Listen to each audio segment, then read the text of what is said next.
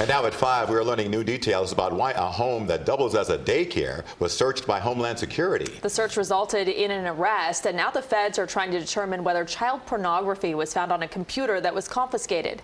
CBS 4's Peter Dench joins us live from the daycare with the latest. Peter. Well, Rudabeh and Jim, the son of the owner of Little Seeds Academy here, was in federal court today. His attorney says he's now charged with possessing child pornography after a federal raid here early yesterday morning. But tonight, there's still some troubling unanswered questions for parents.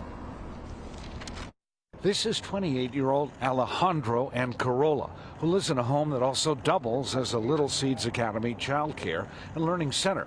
His attorney now says he's charged with 1 count of possessing child pornography.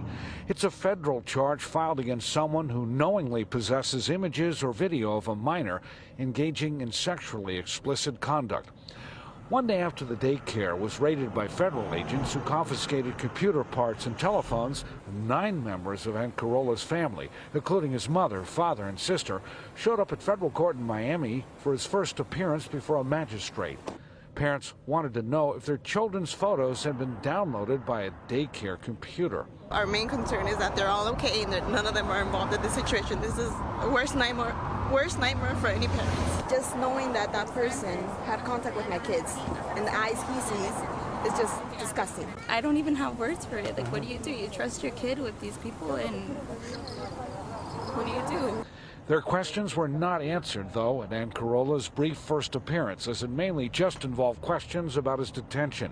Ancarola's sister had told us she believed no photos of any children from the daycare were on any computer from this facility or home. The children have not been impacted. It's just something to do with computers. Ancarola was held pending a pretrial detention hearing next Tuesday. The judge advised his family members to be prepared to co-sign his application for bond. Following the federal raid, parents were told the daycare was shutting itself down for a week, as DCF also investigates. Now, Ancarola's attorney was not commenting on camera today, but he did tell me he's working closely with federal prosecutors.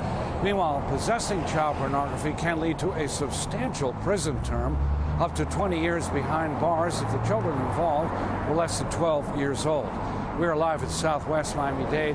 Peter Dench, CBS 4 News.